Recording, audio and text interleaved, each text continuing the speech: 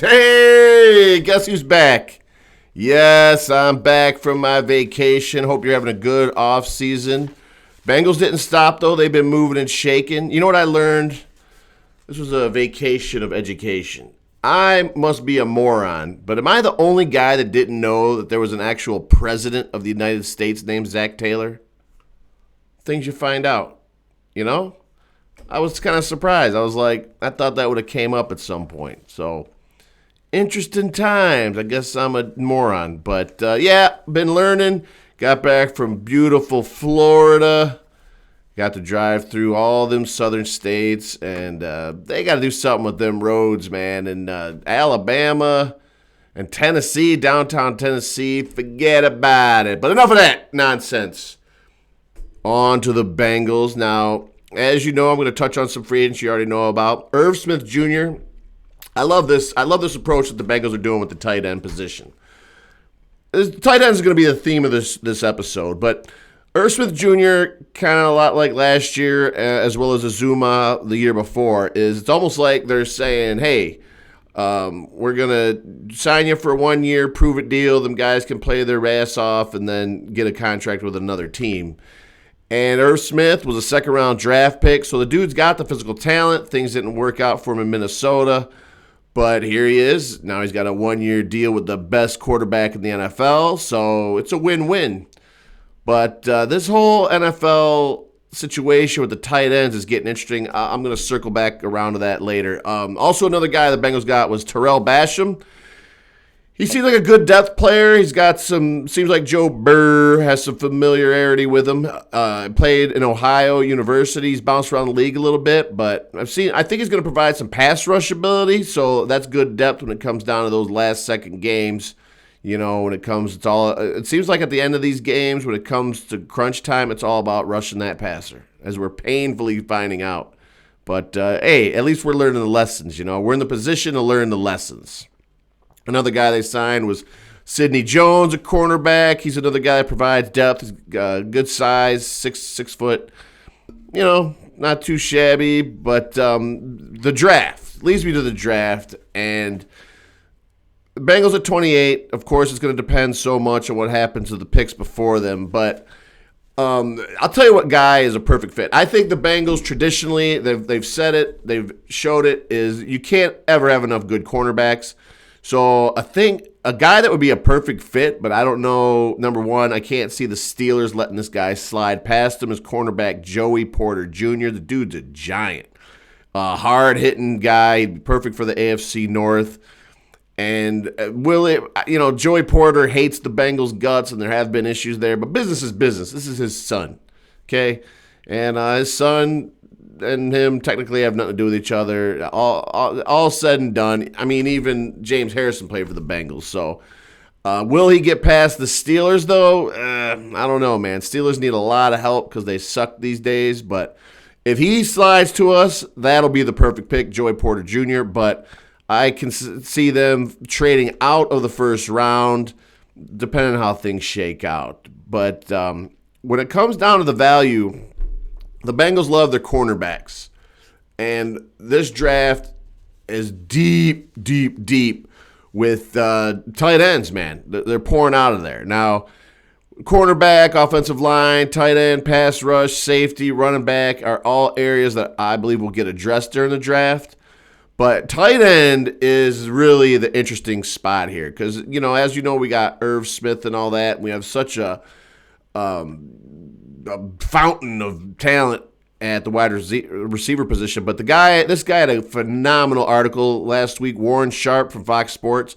He's pointed out that the NFL doesn't appreciate tight ends enough. And he's totally right about this. And there were some things he raised in this article that I didn't even realize. Like, since 2015, did you know Travis Kelce leads the NFL in receiving yards?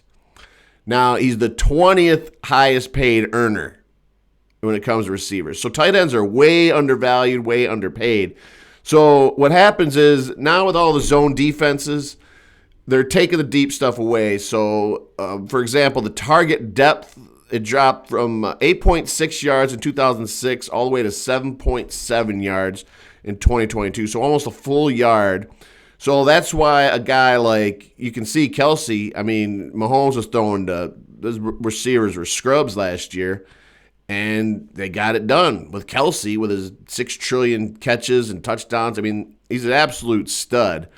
So should the Bengals put more of an emphasis on that position? I mean, obviously, if you could land one in this year's draft, that would be phenomenal. Who's really above and beyond, like a dominant tight end that, if I really think about it, let me think here. I'm probably overlooking somebody, but, we got to go all the way back to Dan Ross, and that's from the olden days, guys. That's before colored TVs were invented for you kids out there. But Dan Ross was a stud. He had 13 receptions in Super Bowl 16, but since then, I mean, we've had some, Rodney Holman was great. There was some other guys in there that shined. I always remember, though, Jermaine Gresham was the first-round draft pick, and that same year, New England got the one guy who was the murderer, Hernandez, and then Gronk, who a lot of people, me included, consider the greatest tight end of all time.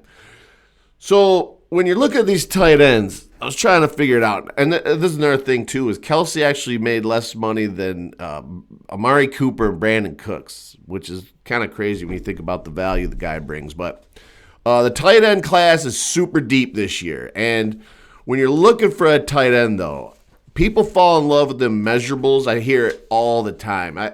The guy a couple years ago, Kyle Pitts and Hawkinson, and those guys just haven't lived up to the billing, and I can't figure it out. I think another guy was the guy, Kellen Winslow Jr. He didn't pan out. I'm just thinking of guys who are like considered hot shot, Brandon Pettigrew, and people fall in love with the whole size-speed combination, and I think that's the wrong approach. I think a tight end needs to be a dirty dog, peeing in the yard, kind of junkyard dog killer type of guy, and they got to be able to block and do the dirty work, and then if they got that shake and bake and that sizzle, that's when you got a true stud. You think the 3 best tight ends in the game right now, Kelsey was a 3rd rounder, George Kittle was a 5th rounder, and I said I was thinking of Gronk, but he's out of the league, but he was a 2nd rounder. So them guys are just hard-working killers, and then all of a sudden they just catch the ball. So which one of those guys are going to – I don't think the Bengals will draft a tight end in the 1st round. So some of the guys are talking about the highest-rated one is Dalton Kincaid. Another guy is Michael Mayer out of Notre Dame. Everyone's going crazy for Darnell Washington. The guy is literally the size of, like, Jesus Christ. He's huge. He's like a mini Shaq, 6'7", 280. The guy's a truck. But when you're big like that, though, you're also a big target. So it's something to think about. But the tight end will be addressed, but of course, do not forget that offensive line. So I'd like to see it break down. Like if the greatest offensive lineman's there available at 28, fantastic, take him. If not, take your favorite cornerback, then get that lineman in the 2nd round, and of course, get that tight end in the 3rd round. The Joe Mixon thing is heating up. Looks like they're going to re-press charges on him. I don't know, man. I went on a limb there. I'm not there. I don't know. I just thought the story sounded ridiculous when you first heard about it, but we'll see how that unfolds. But I think we're definitely going to have to address the running back position. I don't know what happened to Chris Evans.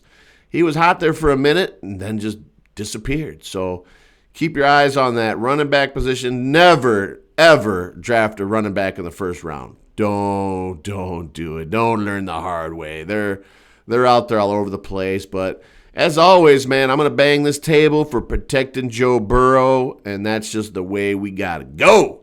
So, okay, what is it? It's April 7th, so draft is coming up fast. Am I crazy? 3 weeks. Is that right? Yeah, man, 3 weeks from tomorrow, it'll be the NFL draft.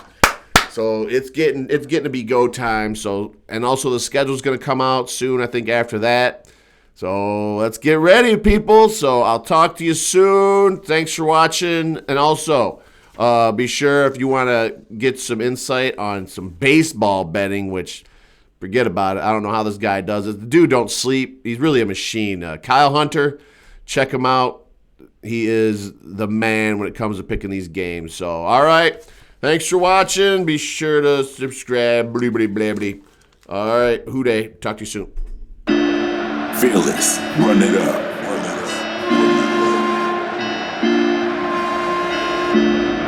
Man, y'all need to start tuning in to the YouTube channel, The Bengals Genius Show.